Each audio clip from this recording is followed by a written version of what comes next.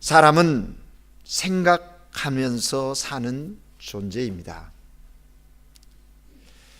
우리 인간들은 아무리 생각을 하지 않으려 해도 끊임없이 생각하게끔 창조되었습니다.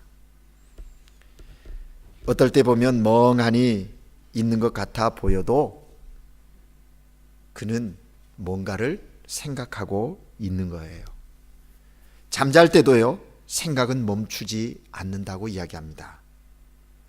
모든 사람들이 쉼없이 생각을 하고 살아가는데 생각의 차이가 크다는 것을 느낄 때가 참 많이 있습니다. 이 사람은 이렇게 생각하고 저 사람은 저렇게 생각합니다. 똑같은 환경을 보았는데, 환경 속에 있는데, 같은 사건을 접했는데 그 사건을 바라보는 생각이 다르고 해석이 다른 것을 볼 때가 있습니다. 그래서 그 차이에서 오는 그 갈등과 힘겨움을 삶 속에서 경험한다는 거예요. 여러분, 사람과 사람의 관계 속에서만 그렇습니까? 하나님과 우리의 관계 속에도 생각의 차이가 있음을 깨달을 때가 많이 있어요. 여러분은 어떻습니까? 여러분의 삶 가운데서 정말 하나님의 생각이 나의 생각이요, 내 생각이 하나님의 생각에 합한 생각이라고 느끼며 삶을 사십니까? 뭐 하나님까지 이야기하면 너무 좀 멀리 느껴지십니까? 부부 간에, 부모와 자녀 간에, 친구들 간에 여러분의 생각의 그 폭은 어떠신지요? 사람마다 생각이 다르다는 것에 그것을 깨닫게 해주는 한 실화가 있습니다. 맞벌이로 일하는 한 부부가 있었습니다. 보통은 아내가 먼저 집에 들어와서 집안의 모든 일들을 하고 남편이 늦게 퇴근하는 것이 그 맞벌이 부부의 일상이었습니다. 그런데 가끔 아내가 늦게 들어오는 경우가 있습니다. 회사의 일들이 많아서 그 일들을 처리하다 보면 늦게 집에 들어오는 경우가 있었다 하는 겁니다. 근데 어느 날 마침 아내가 늦게 들어오는 그런 날이었더랍니다. 아내는 많은 업무로 인해서 지친 몸이었지만 그래도 집에 들어가면 남편이 반갑게 맞아줄 것이라고 하는 그 기대, 그 생각을 가지고 편안하게 쉬게 될 것이라는 생각을 하면서 집으로 빠른 걸음을 재촉하며 갔습니다. 한편 집에 일찍 와 있는 남편은 아내를 기다리면서 남편 역시 피곤한 몸, 만사가 다 귀찮아서 아내가 집에 오면 자신의 필요를 채워줄 수 있을 것이라는 생각을 가지고 집에 있었습니다. 드디어 현관문이 열리고 아내가 들어왔습니다. 그러자 남편은 아내를 따뜻하게 맞아주는 것이 아니라 이제 금방 신발을 벗으려는 그 아내를 향하여 대뜸 남편이 한마디 합니다. 여보, 나 커피 한 잔 줄래? 이렇게 말을 하는 겁니다. 아내가 얼마나 지친 모습으로 들어왔는지 보지도 않고 남편은 TV만 보면서 커피나 달라고 재촉하고 있는 것입니다. 그런 남편의 모습을 본 아내, 화가 났습니다. 힘들기는 서로 마찬가지인데, 힘들었지, 밥은 먹었어 라는 다정하게 하는 그런 말은 못할 망정 커피 심부름이나 시키는 남편이 정말 밉고 못마땅했어요. 여러분, 아내와 남편의 생각에 차이가 이렇게 큽니다. 아내는 남편이 반갑게 맞아주면 편히 쉴 거라는 생각 속에 집을 향했고, 남편은 아내가 오면 커피 한 잔 할 수 있을 거라는 생각 속에 무심코 던진 한마디입니다. 여러분, 그날 이 부부는 어떻게 되었을 것 같습니까? 퀴즈 1, 객관식으로 하십시다. 아내가 신발을 던지며 대판 싸웠다. 이게 뭐야 그냥? 그죠? 두 번째, 그날 이혼 도장 찍었다. 뭐 이 정도는 아니겠죠, 그죠? 세 번째, 커피를 열심히 타서 남편 머리에 부었다. 3번. 네 번째, 사이좋게 커피 마셨다. 여러분, 지금 이렇게 질문하니까 제일 좋은 답만 선택하려고 그러지 말고요, 본인 스스로의 생각대로 결정하십시오. 나 같으면 2번, 1번이다 2번이다 정하실 거예요. 솔직하게 대답해 보세요. 그래요? 예. 그런데 이 부부의 답은요 4번이었더랍니다.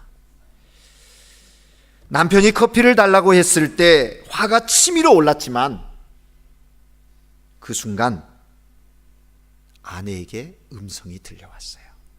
하나님께서 아내에게 이런 생각을 주셨더랍니다. 그래, 남편이 나를 사랑하는 마음으로 기다리다 보니까 나와 같이 커피 한 잔을 함께 마시고 싶었겠지. 그래서 보자마자 나에게 커피 한 잔 타줄래? 이렇게 생각하니까 그 치밀어 올랐던 그 미움이 싹, 못마땅함이 싹 가시고 그 부부는 그날 밤 행복하게 둘이서 커피 타임을 가졌다. 그런 이야기입니다. 무슨 얘기를 하고 싶어서 제가 이 얘기를 소두에 시작했겠습니까? 여러분, 생각의 차이가 다른 결과를 갖게 한다라는 것입니다. 우리의 삶에 어떻게 생각하느냐 하는 것은 매우 중요합니다. 특별히 믿음의 사람들이 현실의 삶 속에서 사건들을 바라보면서 어떤 생각을 가지고 접근할 것인가, 그건 대단히 중요하다 하는 겁니다. 지난 4월부터 아직까지도 해결되어지지 않은 고국의 세월호 사건의 이 사건 이후에 반응들이 참으로 다양합니다. 이번 총회에 참석하면서 목사님들과 또 이렇게 교제를 나누면서 화제가 그런 내용들이에요. 왜 우리나라는 이래야 하는가? 왜 우리는 이래야만 하는가? 하면서 자책도 하기도 하고 누군가에게 책임을 추궁하는 그런 이야기들을 들었습니다. 여러분, 생각해 봤어요. 함께 대화를 나누면서 생각했어요. 무엇이 다른가? 만약에 이러한 동일한 사건이 일어났을 때 우리와 또 미국이나 유럽 사회에 대처하는 자세들은 무엇이 다른가? 나름대로 생각해 봤습니다. 여러분도 생각해 보십시오. 다를 수 있을 거예요. 그러나 그런 생각이 들었어요. 우리는 어떤 사건이 일어나면 누구의 책임이냐, 왜 이런 일이 일어났느냐, 원인을 찾아서 그 원인을 해결하기보다는 책임에 대하여 접근이 더 강하게 나타난다라는 것.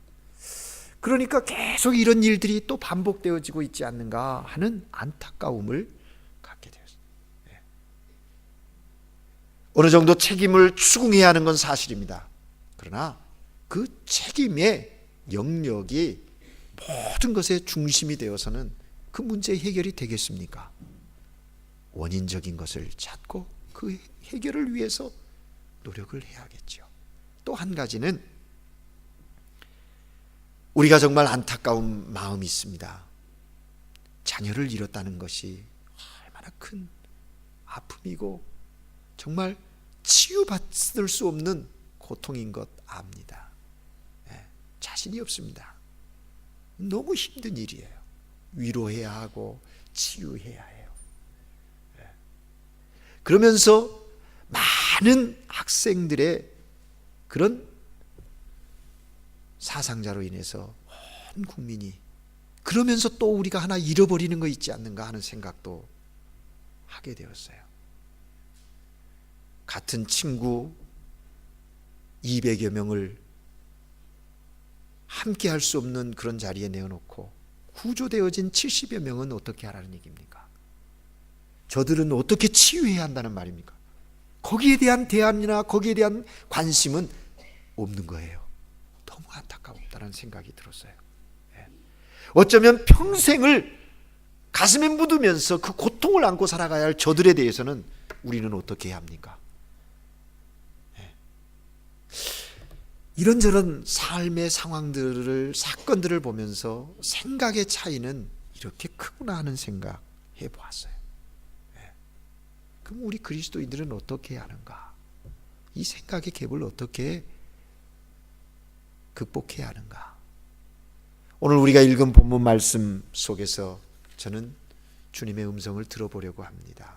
우리에게 주시는 말씀 들어보려고 해요. 사랑하는 여러분, 오늘 본문에 나오는 사람은 이스라엘의 나라가 아니라 아람 군대 장관인 나만의 이야기입니다. 그가 정말 권력과 그의 삶의 화려함이 있습니다. 많은 사람들로부터 인정받음이 있는, 존경받을 만한 그런 요소들이 충분히 있는 그런 사람입니다. 그런데 그에게 정말 큰 고민, 해결할 수 없는 아픔이 있음도 발견할 수가 있게 되는 겁니다. 여러분, 나만은 어떤 사람인가요? 5장 1절에 보면 나만에 대해 설명하기를 아람 왕 군대 장관 나만은 그의 주인 앞에서 크고 존귀한 자니 이는 여호와께서 전에 그에게 아람을 구원하게 하셨습니다. 그는 큰 용사이나 나병 환자더라. 이렇게 소개하고 있습니다. 군대 장관이고 주인 앞에서 크고 존귀한 자라는 거예요. 그에게 권세가 있습니다. 능력이 있습니다. 존귀한 자라, 인격적으로도 존경을 받는 그런 자리에 있는 사람이라는 거예요. 그렇게 될 수 있는 것은 이는 여호와께서 그런 자리에 그렇게 세워주셨다는 거예요. 그런데 마지막 1절 후반부에 보면 큰 용사이나 나병 환자였다. 지기는 이스라엘 나라보다 국력이 더 강한 아람 나라의 군대 장관이었고 권력자고 존경과 부러움 한 몸에 받은 사람인데 그 화려함 속에 감추어져 있는 심각한 고민이 있었다라고 말합니다. 사랑하는 여러분, 이러한 나만의 모습을 보면서 어쩌면 오늘 이 시대를 살아가는 많은 사람들의 모습 아니면 나의 모습을 보고 있지는 않습니까? 볼 수 있지 않습니까? 우리도 뭔가 자신 있어 합니다. 누군가 비교해서 정말 뒤떨어지지 않을 만한 어떤 무엇을 갖고 있는지도 모릅니다. 그런데요, 말하지는 않지만 우리들 속에 또 하나의 심각한 고민이 있음 인정하게 된다는 것이죠. 인정하게 된다는 거예요. 네. 여러분, 그 당시에 나병이라는 것은 불치의 병이면서 저주받은 질병으로 구별되어졌습니다. 그래서 공동체 속에 살 수도 없었어요. 1년, 2년 속으로부터 썩어서 3년쯤 되면 겉으로 드러나고 피부가 썩고 눈썹이 빠지고 얼굴이 일그러지는 그런 무서운 병입니다. 그건 이런 질병에 걸려있는 그가 앞에서 이야기한 권력은 무슨 의미가 있겠고, 또 존경과 부러움은 무슨 의미가 있겠습니까? 얼마나 힘겨웠겠어요. 아마 이스라엘보다 더 부유한 그 아람 세력이 더 강한 아람 나라에서 할 수 있는 일은 인간으로서 해볼 수 있는 모든 것은 동원해서 했지 않았겠어요. 해결의 방법이 없는 거예요. 그런데 여러분, 하나님은 그 나만을 내려놓지 않아요. 그 곁에 누구를 두셨어요? 한 소녀를 두게 하셔서 하나님의 일은 나만에게 개입되어져 시작되어지는 것을 본문 속에서 볼 수가 있다 하는 것입니다. 한 소녀가 그 집에 있었어요. 2절 3절에 보면 전에 아람 사람이 떼를 지어 나가서 이스라엘 땅에 어린 소녀 하나를 사로잡음에 저가 나아만 아내의 수종 들더니 그 여인에게 이르되 우리 주인이 사마리아에 계신 선지자 앞에 계셨으면 좋겠다. 우리 주인이 사마리아에 계신 하나님의 사람 앞에 계셨으면 좋겠다. 그가 그 나병을 고치리이다 라고 그 나만의 여종 아내에게 이야기하고 아내가 나만에게 이야기를 해서 거기에 놀라운 역사가 시작되는 거예요. 사랑하는 여러분, 우리는 이 사건 속에서 복음 증거에 우리에게 맡겨주신 사명의 한 모델을 발견할 수가 있다는 것이죠. 여러분, 복음은 무엇일까요? 전도란 무엇일까요? 예수님이 우리를 사랑하신다는 소식, 예수님을 의지하고 섬기면 모든 문제가 해결된다는 그 복된 소식을 전하는 거 아니겠어요? 어쩌면 지금 정신적으로, 영적으로 말할 수 없는 그 고민 속에 잠겨 있는 현대인들을 향하여 이 한 소녀처럼 그런 복된 소식을 전해야 할 사명이 저와 여러분에게 있지 않을까요? 나만에게 그 소식이 들린 거예요.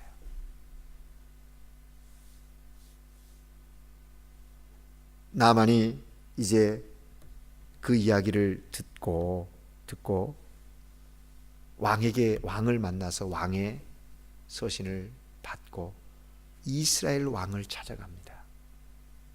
이스라엘 왕을 찾아가서 만나지요. 왕이 큰일 났습니다. 그렇게 이방 나라에서 이 나라의 하나님의 사람, 그가 이 문제를 해결해 줄 수 있을 것이라고, 어쩌면 하나님이 그 하나님의 사람을 통해서 하나님의 증거를 드러낼 것이라는 믿음을 갖고 온 그 장군을 대하는 이스라엘 왕의 반응은, 생각은 또 다름을 볼 수가 있어요. 야, 큰일이구나. 이걸 빌미로 해서 우리와 전쟁을 해서 또 우리를 괴롭히려고 하는구나. 오히려 더 당당하게, 그가 하나님 앞에 섰다면 당당하게 그를 맞이하면서 대하여야 할 건데 그러지 못했어요. 그 소식이 엘리사에게, 하나님의 종 엘리사에게 들려지는 겁니다. 그래서 오늘 8절에서부터 시작되는 거예요. 하나님 사람 엘리사가 이스라엘 왕이 자기 옷을 찢었다함을 듣고 왕에게 보내 이르되, 왕이 어찌하여 옷을 찢었나이까? 그 사람 내게로 오게 하소서. 오라는 거예요. 그래서 나만을 만나게 되는데, 여러분 보세요. 군대 장관인 나만이 왕을 만나서 그 이스라엘의 국가 대 국가로 접견하고 이제 만났는데, 그런 사람이 있으면 왕이 왕궁으로 불러서 이 귀한 이웃나라 군대 장관이니까 치료해 주라고 할 수 있잖아요. 그런데 나만이 엘리사가 있는 곳을 향하여 나갑니다. 근데 그 나가는 과정 속에 엘리사의 마음, 그 나만의 마음을 생각해 보세요. 그의 자존심 이미 구겨진 겁니다. 내려놓은 거예요. 그 상태에서 엘리사를 찾아갔는데 엘리사의 반응은 또 어떻습니까? 오늘 본문에 보면 요단강에 가서 7번 씻어라. 그런데 엘리사가 나와서 그랬으면 좋겠는데 사람을 보내서 그렇게 하는 거예요.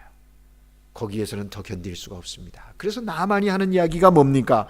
11절 말씀에 보면 나만이 노하여 화가 났습니다. 물러가면서 요단강에 물 3번 씻으라는 그 말. 엘리사가 나오지도 않고 그러기에 화가 나서 돌아가는 거예요. 그러고 이야기하는 겁니다. 내 생각에는 그가 내게로 나와서 서서 그의 하나님 여호와의 이름을 부르고 그의 손으로 그 부위 위에 흔들어 나병을 고칠까 하였다. 자기 생각을 이야기해요.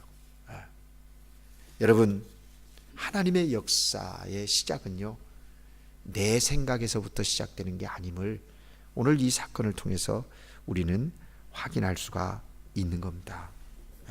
내 생각에는 우리는 얼마나 많이 우리의 삶 속에서 하나님의 생각이 아닌 내 생각으로 그리스도인이라고 하면서도 자기 생각에 옳은 대로 행동할 때가 얼마나 많은지요. 내 생각에는 저가 내게로 나와서서 그 하나님 여호와의 이름을 부르고 그의 손을 그 부위에 흔들어 나병을 고칠까 하였다. 그리고 이어서 말해요. 다메섹에 있는, 우리 조국에 있는 강들이 훨씬 더 낫다는 거죠. 이 요단강보다 못하냐라는 거예요. 그런데 보십시오 여러분, 거기에서 끝나잖아요. 하나님은 나만 곁에 있는 신하를 동원합니다. 동원하세요. 그래서 신하들이 장군에게 이야기해요. 장군이요, 당신이 나병을 고치려 왔으면 이것보다 더한 것을 하라 해도 해야 되는 거 아닙니까? 그런데 지금 요단강에 가서 씻으라는 그것이 뭐 그리 어렵냐고. 뭐가 그렇게 어려워서 그러시냐고 신하들이 그 군대 장관에게 이야기해요. 근데 보세요, 그 말을 들은 나아만이 그 권면을 받아들이고 자기 생각을 버렸다는 거예요. 여기에 하나님의 능력 체험의 키가 있는 거예요. 사랑하는 여러분, 우리도 그렇습니다. 우리의 삶 속에서 하나님이 이루시고자 하시는 일들이 있어요. 그럴 때마다 여러 모양으로 우리에게 말씀하세요. 그런데도 굳이 우리는 내 생각을 굽히지 않아요. 하나님, 적어도 이렇게 해 주셔야 되는 거 아닙니까? 하나님, 이렇게 하는 것이 하나님의 뜻 아닙니까? 하면서 내 뜻을 가지고 하나님의 뜻을 강요할 때가 많이 있다 하는 것입니다. 나만은 그 권면을 받아들이고 요단강으로 들어갑니다. 오늘 14절 말씀에 보면 나만이 이에 내려가서 하나님의 사람의 말대로 뭐 했다는 거예요? 순종했다는 거예요. 내려갔다. 그가 군대 장관의 제복을 벗습니다. 계급장도 내려놓습니다. 자기의 자존심도 내려놓습니다. 그리고 들어가는 거예요. 들어가서 7번 씻었더니 그 결과가 그의 살이 어린 아이 살같이 회복되어 깨끗하게 되었다. 저는 이 부분을 읽을 때 생각해 봅니다. 나만이 요단강에 들어가서 7번 씻어서 어린아이 같이 됐다. 한 번 씻었을 때 조금 깨끗하게 되고, 2번 씻었을 때 반대쪽이 깨끗하게 되고, 그래서 점진적으로 깨끗하게 되었더라면 좋았을 것 같아요. 근데 그렇지 않았을 것 같아요. 여러분, 구약의 여리고성, 여호수아 여리고성을 읽어보시면 알잖아요. 7일 동안 도는 거예요. 근데 그 여리고성이 꼼짝도 안 해요. 마지막 날, 여러분, 하나님은요 순종을 원하시되 전폭적인 순종을 원하세요. 부분적인 순종을 한 거 가지고 일하시지 않으세요. 전폭적인 순종. 하나님은 저와 여러분을 향해서 말씀하세요. 온전한 순종, 그 순종이 있는 자를 통해서 하나님은 오늘도 일하신다 하는 것입니다. 사랑하는 여러분, 하나님 앞에 나아가는데 치명적인 장애물이 무엇이냐? 그것은 내 생각이라는 것이고, 내 기준, 내 생각, 내 방법, 그것이 하나님보다 내 방법과 내 기준과 내 생각을 앞세워 나가면서 때로는 불평하고 원망하고 절망하고 좌절하는데요, 그게 아니에요. 그리스도인은 그거를 내려놓고 하나님의 방법, 하나님의 기준을 따라 나갈 때, 순종할 때 오늘 나만이 경험한 가장 자신에게 있던 치명적인 그 아킬레스건과 같은 컴플렉스들을 극복할 수 있다는 거예요. 여러분, 신앙생활이 무엇입니까? 내 생각을 버리고 하나님을 먼저 생각하는 것이 신앙입니다. 하나님 앞에서 내 생각을 버릴 때 하나님의 생각이 떠오르고, 내 경험을 버릴 때 하나님의 인도하심을 경험하게 되는 것이죠. 내 아집을 버리면 하나님의 손길을 체험하게 되는 것입니다. 매사가 내 기준이 아니라 하나님의 기준에서 나를 생각할 때 하나님의 은혜를 경험하게 된다 하는 것입니다. 사랑하는 여러분, 오늘 나아만이 이에 내려가서, 그는 마차에서 내렸습니다. 화려한 외투를 벗어버렸습니다. 교만한 외투를 벗어 던져버렸고 우월의 마차에서 내려왔습니다. 그리고 자신의 그 자존심도 수치감도 내려놓고 그렇게 순종했을 때 그가 깨끗함을 이루었다 하는 것입니다. 그렇습니다. 여러분, 우리의 삶의 기적은, 우리의 삶에서 하나님의 능력을 체험하는 것은 순종할 때 체험하게 되고 경험하게 된다는 사실을 기억해야 합니다. 신앙의 위대함이 무엇입니까? 내 방법, 내 생각을 내려놓고 순종할 때 하나님의 역사가 시작된다. 나만이 자기 생각을 버리고 하나님의 말씀에 순종했더니 그 결과 어린아이 살처럼 치유되었어. 내 생각을 버리고 하나님의 말씀에 순종했더니 사람의 힘으로는 어찌할 수 없었던 문제가 해결되어졌어요. 그렇습니다. 신앙생활이란 하나님의 말씀에 순종하며 살아가는 것입니다. 나만은 큰 용사나 나병자더라. 이것이 오늘을 살아가는 현대인들의 모습과 같다면 지금처럼 풍요롭고 화려함 속에 감추어진 고뇌와 고통과 불안과 평안이 없는 삶, 이것들이 우리의 모습이라면 이제 포장된 거짓 행복, 만족 없는 소유, 끝없는 불만 속에서 이제 탈출하셔야 합니다. 그러기 위해서는 내 생각을 내려놓고 내 생각과 하나님의 생각의 차이의 갭을 좁혀가는 그 삶이 되어요. 그것이 신앙적인 용어로 얘기하면 성화예요. 산티피카라는 거예요. 계속해서 중생한 그리스도인의 삶에 그런 역사가 계속 되어져야 한다 하는 것입니다. 그럴 때 이제 나만의 삶이 어떻게 변했는지 아십니까? 15절 17절에 가보면 그가 하나님을 예배하는 자로 서는 것을 보게 됩니다. 오늘 하나님께 예배하는 우리 모두가 그러한 귀한 역사가 여러분 각자의 삶 가운데 있어지기를 주의 이름으로 축복합니다. 기도하겠습니다. 사랑의 하나님 아버지, 오늘 이 아침에도 주의 전에 불러주시고 하나님의 사람 엘리야를 통하여 하나님의 거룩한 역사를 나만이라고 하는 한 사람에게 초점을 맞춰 이루신 것처럼 오늘 이 시대를 살아가는 우리들에게도 동일하게 역사하여 주시사 하나님의 생각에 머물게 하시고 그 생각의 인도함 속에서 순종함을 통하여서 하나님의 영광을 볼 뿐만 아니라 삶의 자리에서 하나님의 능력을 체험하는 그리스도인들로 살아가게 하여 주시옵소서. 우리 주 예수 그리스도 이름으로 기도합니다. 아멘.